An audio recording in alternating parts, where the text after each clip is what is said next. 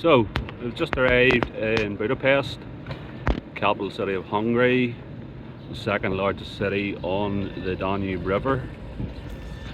We'll go throw our bags off and explore this historic city and see what it has to offer.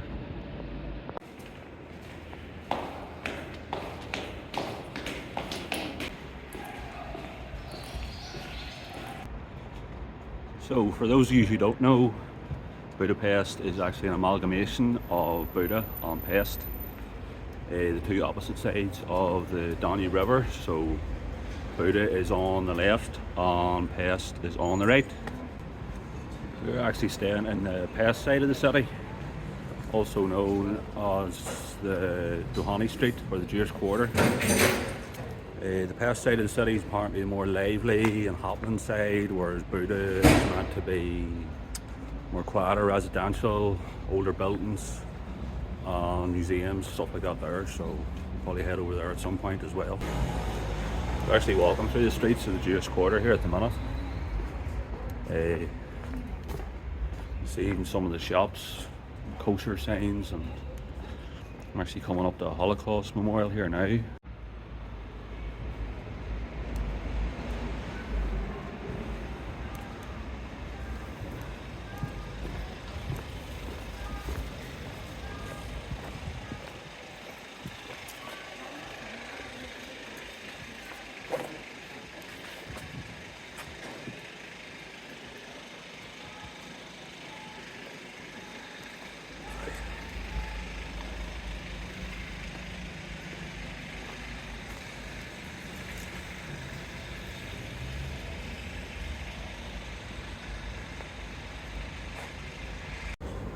Budapest is steeped in a rich history. It was first settled by Celts in the 1st century BC.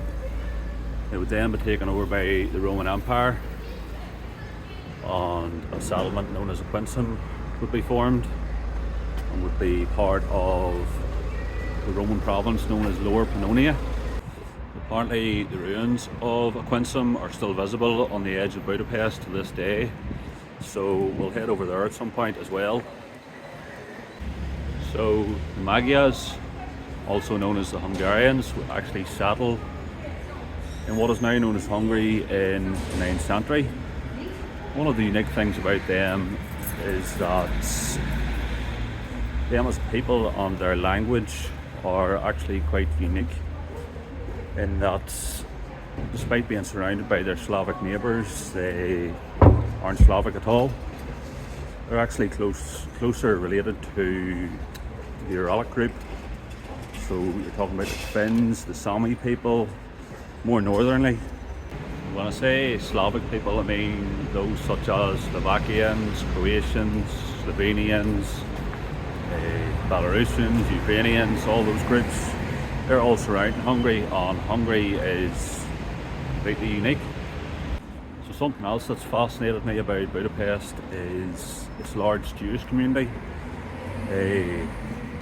Some of the most famous Jews, well known all over the world, have heralded in this area right here that I'm walking through. So, talking about the likes of Harry Houdini, Zsa Zsa Gabor, George Soros, and also Theodore Herzl, the man who founded the political philosophy of Zionism that would lead to the creation of the State of Israel.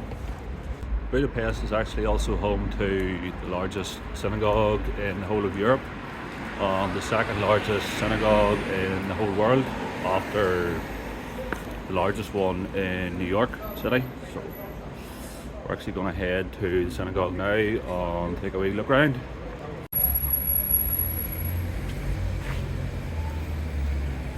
Here's the synagogue, as you can see. It's quite big. The towers look a bit like a mosque actually. But on the inside apparently it is more like a Roman Catholic cathedral.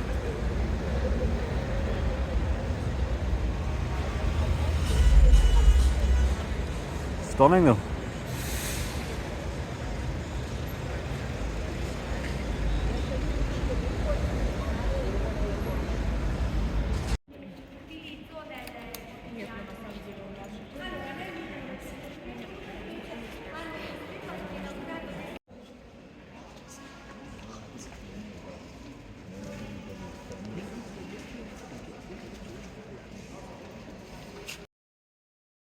So these are just some more photographs of the inside of the synagogue, the ceiling, and what appears to be the altar. As you can see from the grandeur of the place, it's very much like a Roman Catholic cathedral and not your typical synagogue.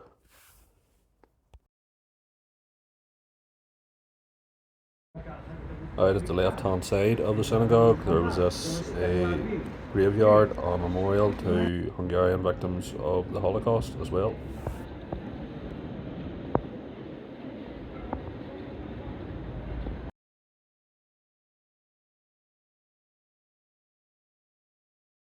There was also a museum in the synagogue as well that was dedicated to Jewish history and culture.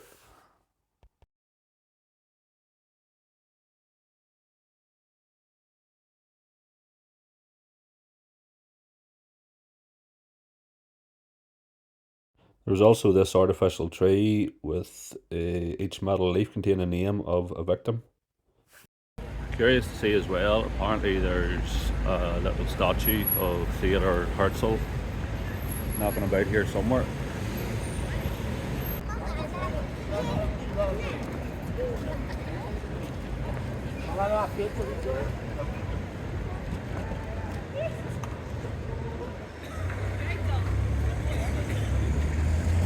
Find him.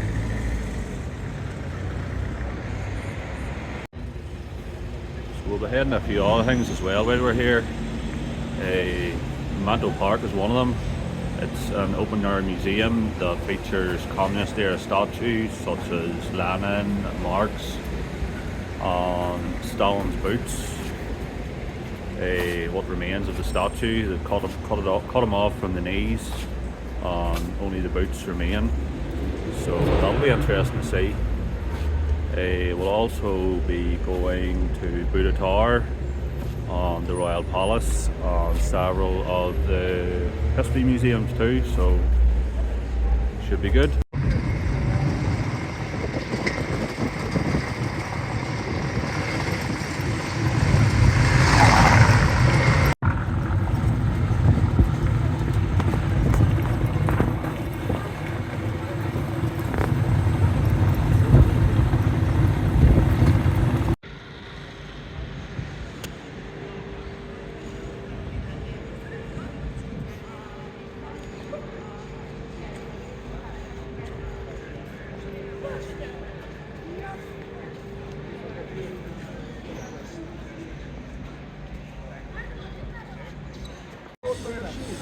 So all of this here was in the Buda side of the city, and this is known as the Buda Castle district.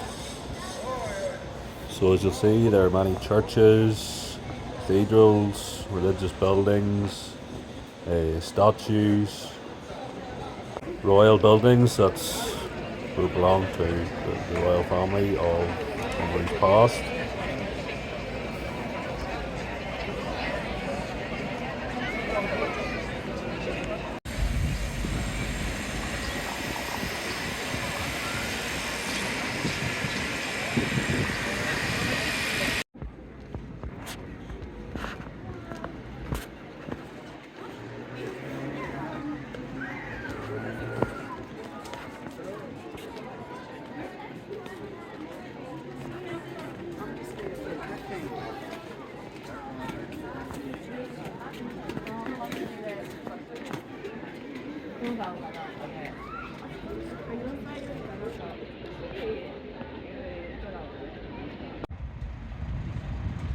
This is a church of Mary Magdalene, also known as Buda Tower.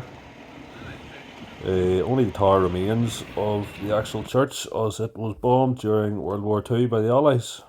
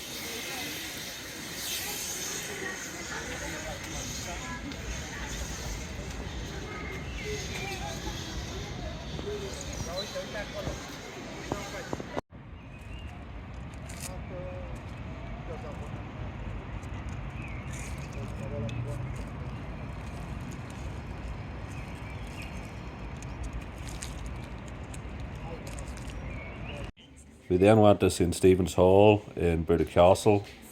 This is also where the History Museum is situated. As you can see, the room is adorned with the imagery of past kings and Hungarian saints. And of course, the centrepiece is of Stephen himself, the first king of Hungary, and the man who would solidify Hungary as a Christian kingdom. Just outside of Stephen's Hall, there was on display a replica of the Holy Crown, also known as St. Stephen's Crown. And the original is meant to be on display in the Parliament. So the following day, we visited St. Stephen's Basilica, a large cathedral-like building in the centre of Budapest. So if you can't tell by now, Stephen is clearly a very important figure in Hungary's history as a defender of Christianity and basically the founder of Hungary.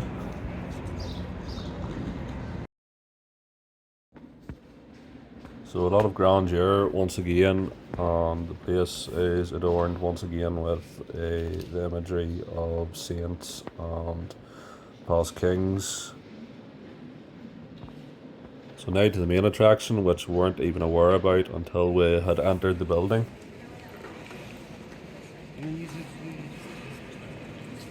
The Holy Dexter, or the Holy Right, in other words, the right hand of St. Stephen. It's believed that following his canonization as a saint, his right arm was cut off and preserved as a relic in veneration to him. The relic did quite a bit of travelling as well, as it changed hands many times. It's believed that the arm was severed from the hand by monks in Dubrovnik, following it being sent there to be protected from the Tatar invasion in Hungary.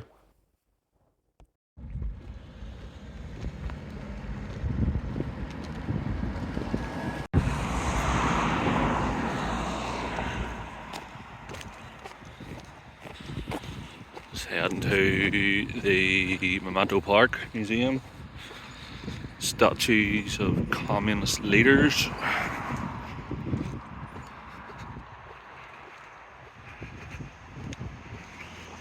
There's the big man, Lana.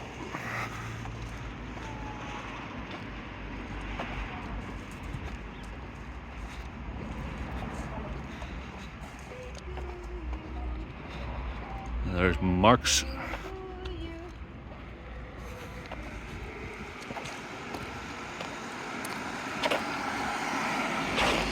On angles. So if you hadn't already guessed, this is the open air museum I had mentioned earlier.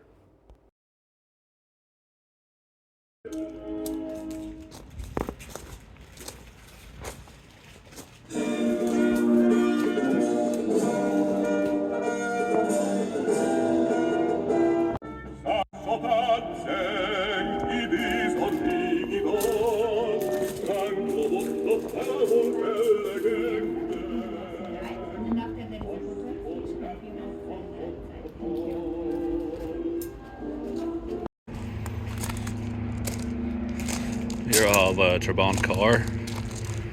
These are like the main car, East Germany, communist period, so apparently they were brutal to drive.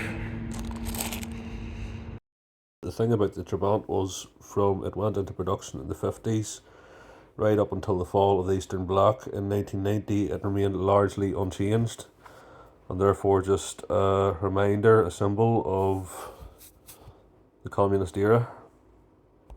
So I actually remember a Cold War Conversations did a podcast on the Trabant, which was quite interesting for anybody that is curious to know more.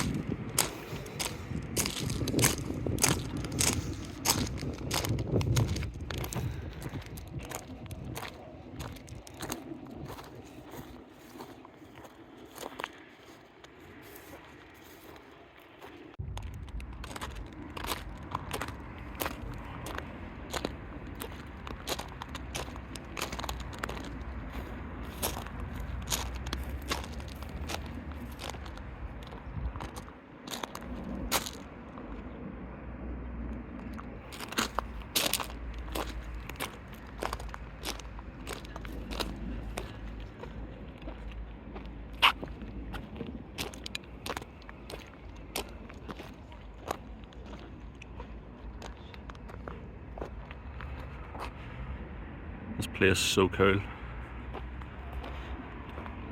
Taking a step back in time.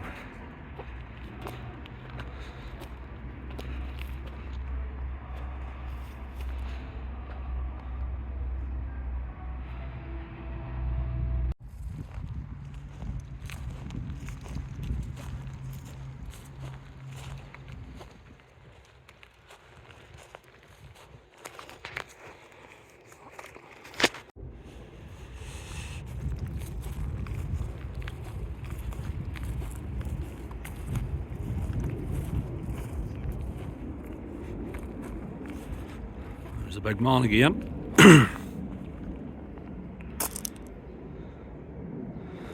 In all his glory. As you can see, communist era statues are extremely dramatic.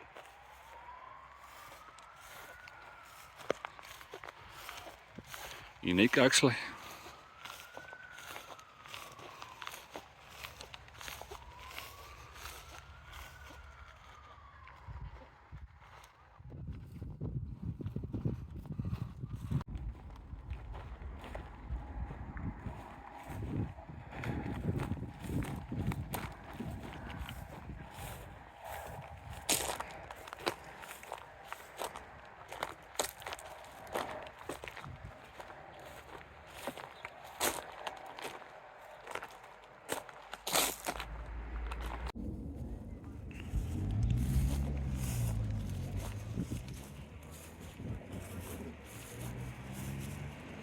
Now to the main attraction.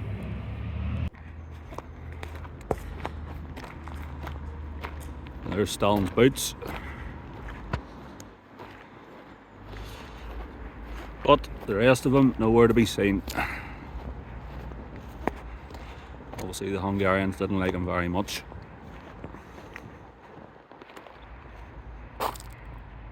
So the statue was actually gifted to Stalin in 1951 for his 70th birthday, but it would later end up in this state after the 1956 revolution. And of course I couldn't leave without grabbing a few nice wee souvenirs.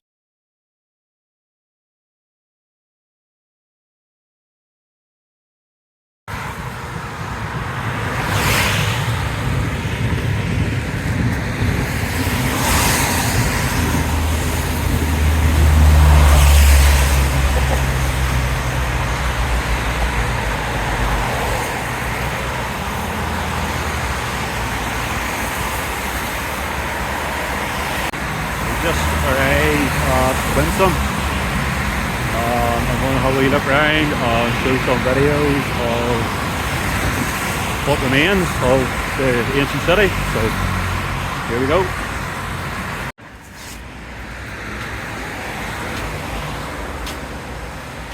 It looks like the museum's closed, but I'm going in for a look anyway.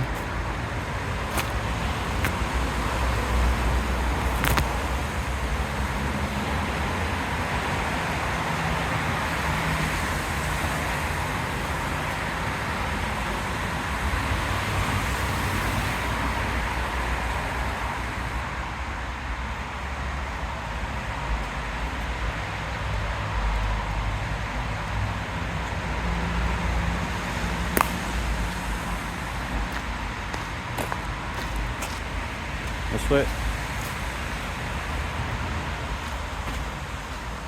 So I did read online that it's open at all times apparently. You can walk around the site. The museum is not open at the minute. Maybe doing renovations or something, not sure.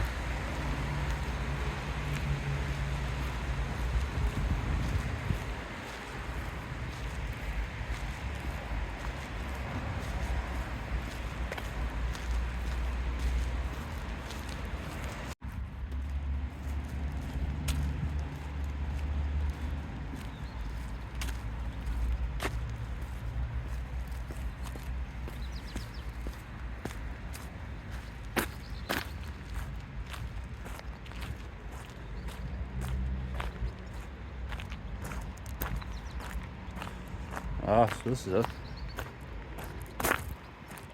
Am I going the right way though?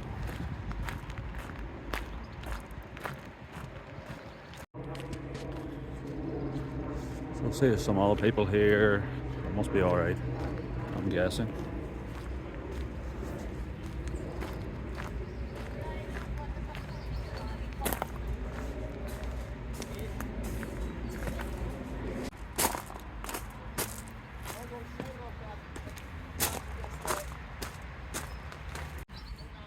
So from what I read online, there actually were emperors that would have stayed here at certain times. Also read that Marcus Aurelius apparently wrote part of Meditations. This very place. So a lot of very important people have been here, long gone.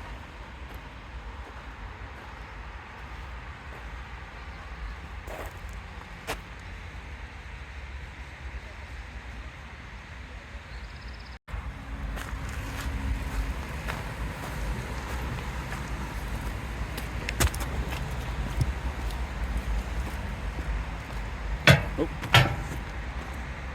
just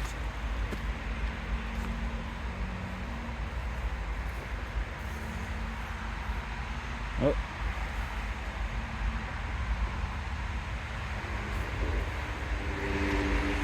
So the eventual abandonment of Quincy would be down to the decline of the Roman Empire. So, been under constant attack from Huns and Germanic tribes and the like, so that's really what led to it being the way it is now. Nothing but a ruin. Who's this guy?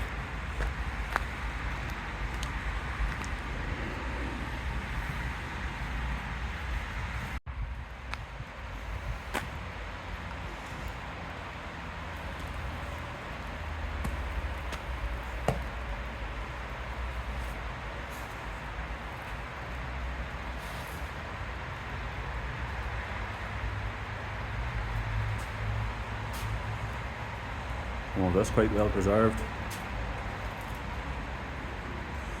There's no entry. Wonder will I get shouted at.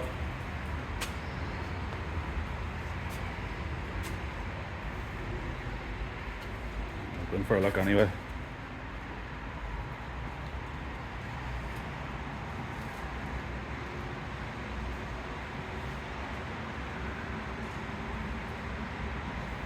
You see the Latin road here.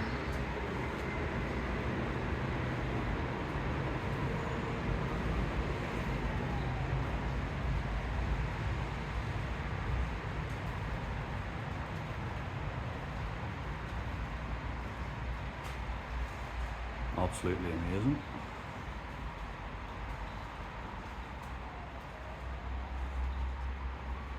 Almost very well preserved.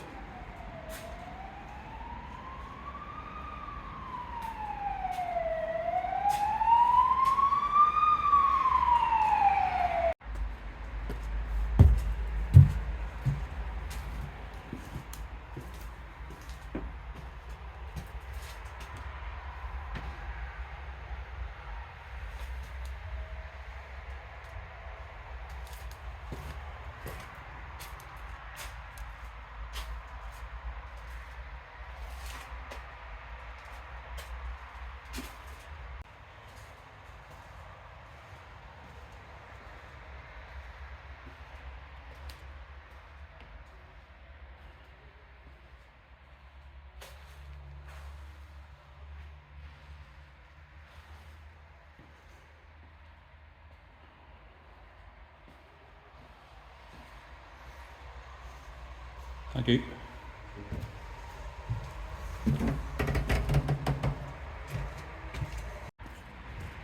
So it turns out part of the museum actually was open, and it's actually free as well. Quite surprised, there's actually no one about. So we'll head back to the city centre now.